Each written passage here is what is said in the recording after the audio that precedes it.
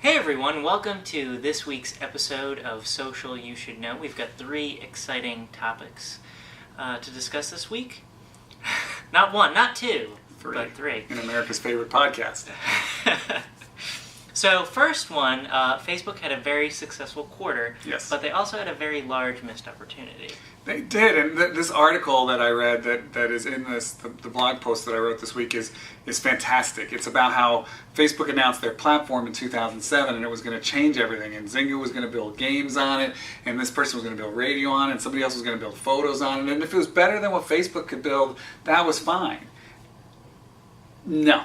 I mean, the only one who really bid on it was Zynga. They kept changing the rules. There was iLike and a bunch of other sites who they started spamming everybody. There were some social video sites, and they used the ability to publish as spam. And I remember there's one some social video one that was really annoying, and it's spam. Yeah, I remember that. Yeah, and instead of social video, whatever, social cam, and instead of just clamping down on individual spammers, basically, they just knocked off huge parts of their platform. And now you have iOS as a platform. Google's really becoming a platform with Google Sign-In and Google Plus.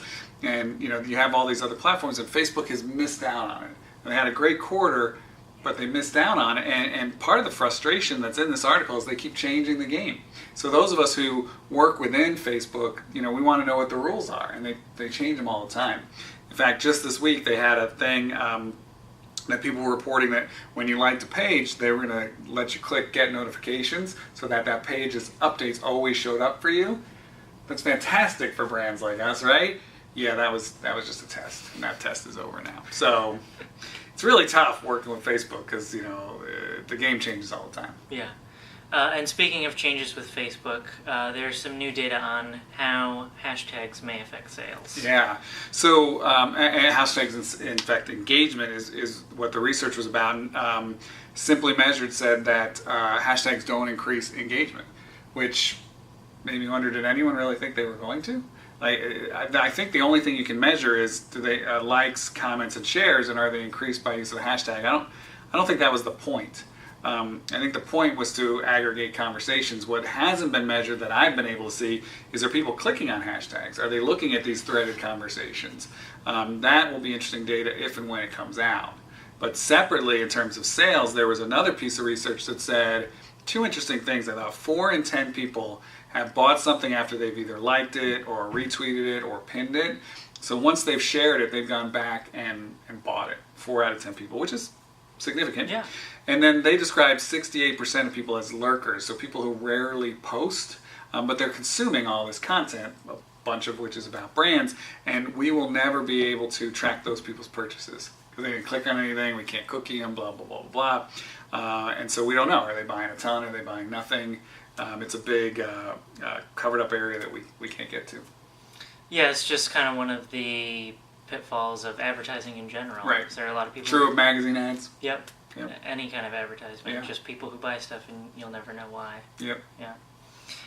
And finally, new research saying that although Twitter in the past has shown to be a very important driver in social TV interaction, it might not be as important as we thought. Well, Twitter, won the Super Bowl. Everyone was watching the Super Bowl with their tweets, and everybody goes to Twitter for the Emmys and all that kind of stuff. And this research sort of said that Twitter is stronger for live events, including sports, but that Facebook has about 5 times more total conversation about TV than Twitter does.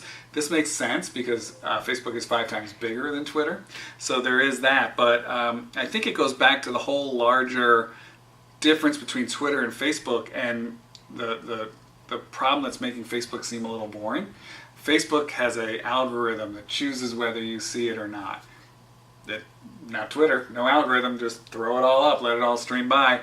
Facebook, most of the time, I would think more than 80% of updates are private on Facebook, only to your friends, right? And Twitter, 99% of tweets are public. I mean, that's the whole point. And so you've got this feeling from what you can see that there's nothing happening over here on Facebook because it's only your friends. Maybe you have 2 friends talking about a TV show, but there's 200,000 people talking about the TV show.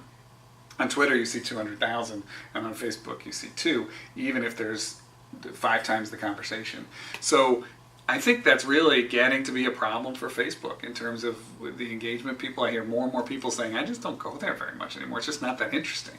And so I think Facebook, despite the huge quarter, actually has some problems. And stock went up 17% yesterday or the day before, whenever it was. I wouldn't buy it personally. I don't give stock advice, but to both of the viewers. But I'm a little concerned that this sort of huge growth is covering up a lot of problems at Facebook.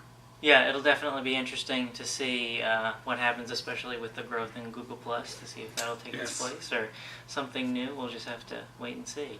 Yeah, and the whole privacy thing, do they make any change in that? Are people begun to feel like their stuff's public? I don't think so. I think you feel like Facebook is for your friends, and I think you feel like tweets are for the world. Yeah. And I think everyone's comfortable with that. I don't know if Facebook can fix that, but there's other things Facebook can fix. Yeah. We'll talk more about that in the future. Yeah. So that does it for this week. If you would like to subscribe to our weekly email, you can visit ignitesocialmedia.com. And if you would like to follow us on Twitter, you can do so at IgniteSMA. That's it for us. Enjoy your weekend.